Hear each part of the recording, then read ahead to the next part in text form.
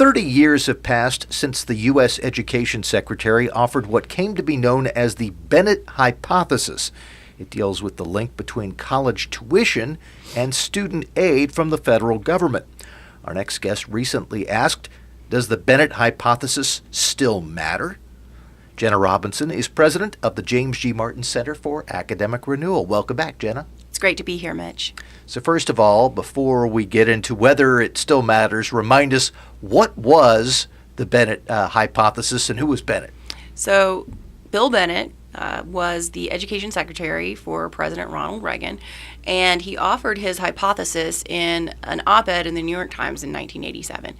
And at the time, there weren't a lot of data available about what was going on because student loans had only really ramped up in the late 70s. But what he said was that the availability of federal money gave universities the opportunity to raise tuition. He didn't say necessarily, it's directly causing them to raise tuition, but it certainly gave them the opportunity to do what they wanted to do anyway, which was collect more money. And it's pretty intuitive that if a university knows that students have more money available to them, that they're able to raise their tuition to, what they want it to be in order to pay for football fields or, rock star professors, new student unions or what have you. And that was a prediction that was made back in 1987, fairly Right. early on into this process. Now, 30 plus years later, you asked in a column for the Martin Center, does that Bennett Hypothesis still matter? And what was your answer? Yes, it does. When we know that since 1978, when universities' student tuition and fees had their own CPI, we know that since then, tuition has gone up, tuition and fees have gone up about 1,500%. Now, the Consumer Price Index in general, I can't remember it offhand, but somewhere around 300%. So it's magnitudes different. It's more than healthcare. It's more than new construction, which I think when people hear that, they think, well, gosh, we had a bubble in construction. What's going on with student loans? And so when a lot of scholars over the past 30 years started examining his hypothesis and testing it, which that's what you do, right? You test the hypothesis. Does it work? A majority found that yes, there is a connection between the availability of federal money and student loans. They found different degrees of what that relationship was. And like I said, it's a majority. It wasn't all of them. Some of them found, there wasn't a relationship. But I think that when you take the evidence as a whole, you say, yes, I think Bennett had the right idea. That is the voice of Jenna Robinson. She is president of the James G. Martin Center for Academic Renewal. Jenna, some people might be listening to us and thinking, okay, well, the colleges get to raise the tuition, but there's more student loan money, so students can get these loans. What's the problem here? Why is this a problem? The problem is that students cannot pay them back. Students are, not able to get jobs that are commensurate with the amount of loans that they have taken out. And this is for a variety of reasons. More students are going to school without a real idea of what they want to study, what they want to accomplish. They're going to school without the preparedness that they need to really succeed in college.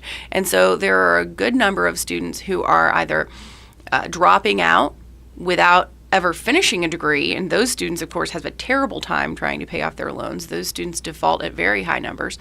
And then there are other students who do graduate with a degree, but then are underemployed. And so for a variety of reasons, students can't pay back these loans. And it has effects kind of further in the economy because of that.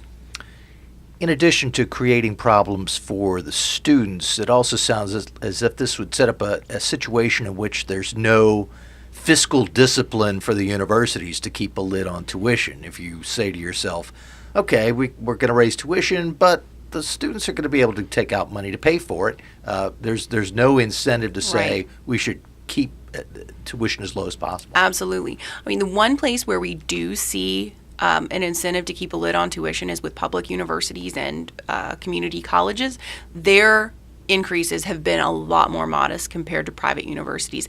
And that is because, of course, the public is a watchdog for all of these public universities.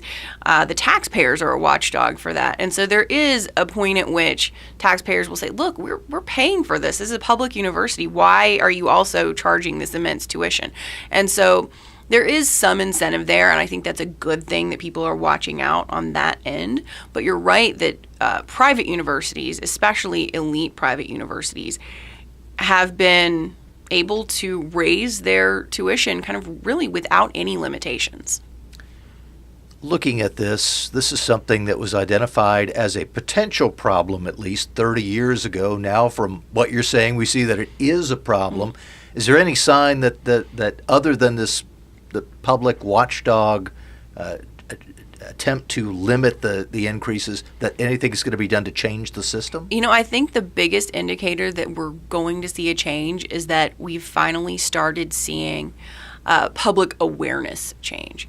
And so we see that fewer students, by a really small margin, are choosing to go to post-secondary education. And I think that that's an indicator that we have finally hit up on a ceiling for this. And so, for years and years, the percentage of high school graduates who went on to college increased year over year over year. We finally got to about 70% of all high school graduates went on to college. And then it took a tiny dip, and we've stayed in the high 60s for almost a decade now. And so I think that's an indicator that no more tuition increases, no more enrollment increases are really going to be tolerated by the public. And so because of that, and I think just because we've seen really the skyrocketing tuition and have really good measures of it, you start to see in the media people talking about, well, maybe apprenticeships are a better idea. Maybe trade schools are a better idea. Maybe college isn't paying back what it promised. And so I think that there has been a public awakening on this issue. And I think that in order to get any meaningful policy change, that public awareness is really key.